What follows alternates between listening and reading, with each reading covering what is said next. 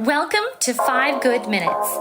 You're listening to today's inspirational message on the book of Mark with Dan Irvin.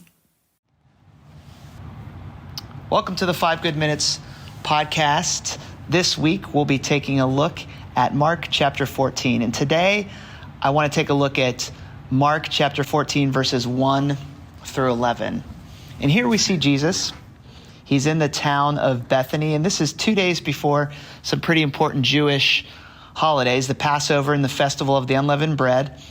Jesus is at Simon the leper's house. And again, here we see Jesus spending time forming a relationship with somebody that would have been cast out, somebody that the religious leaders, the teachers of the law, and really society would have said, you shouldn't be spending time with this person. This person is a leper for a reason, perhaps. This person is unclean. And here we see Jesus jumping right into relationship with this man, Simon. And then we see a woman approach Jesus at Simon's house. And this woman takes a very expensive jar of perfume and she pours it on Jesus' head, a way of anointing Jesus or celebrating Jesus, worshiping Jesus. And the teachers of the law, the chief priests who were there, were confused, wondering why in the world this woman would seemingly waste this expensive perfume. So we pick it up in verse 4. It says that some of those present were saying indignantly to one another, why this wasted perfume? It could have been sold for more than a year's wages and the money given to the poor. And they rebuked her harshly. Leave her alone, Jesus said. Why are you bothering her? She has done a beautiful thing to me. The poor you will always have with you, and you can help anytime you want, but you will not always have me. She did what she could. She poured perfume on my body beforehand to prepare for my burial. Truly, I tell you, wherever the gospel is preached throughout the world, what she has done will also be told in memory of her. I love Jesus' response here. This woman offered something of great value because she believed something about Jesus, because she believed what Jesus offered was greater than money, greater than wealth. It was eternal. To love God, the greatest commandment, to love God, to love people, to summarize Jesus' greatest commandment, she was emphasizing the love God and not to neglect the loving people, because that was the argument here from the teachers of the law and the chief priests was, well, why would she waste this perfume? We could have used this money to help the poor. And Jesus' response was, the poor you will always have with you. You know, and in this moment, I think it was Jesus's heart to emphasize that to love him, to love God above all other things, will ultimately lead you to love other people too, will lead you to a love for the poor, but it starts with a devotion to God.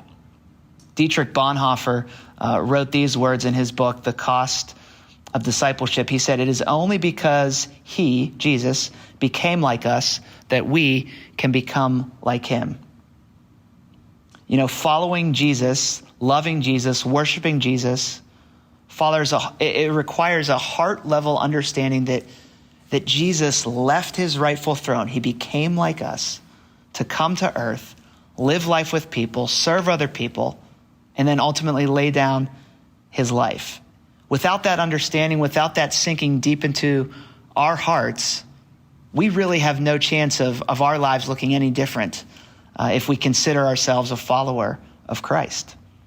So my question today, I think something for all of us to consider wherever you might be listening, is there an area of your life today where God might be asking more of you, more of your time, more of your money, more of your personal devotion to him? You know, years ago, a spiritual mentor of mine, he challenged me to look at my two things, my spending and my calendar. He said, where are you spending your money and where are you spending your time? And he said, if you really are serious about following Christ, about worshiping him, then it will reflect in where you spend your time and where you spend your money.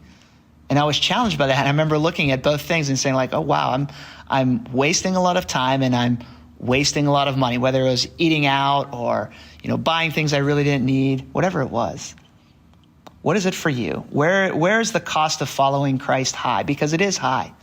And this woman realized that following Christ, loving him, was the only thing that was worthwhile. And when we realize that, like she did, that it's worth it, that Jesus is eternal, that he has stood the test of time, then and only then can we really begin to pour out the things in our lives that will change us and change others around us too, as we fall more in love with Christ.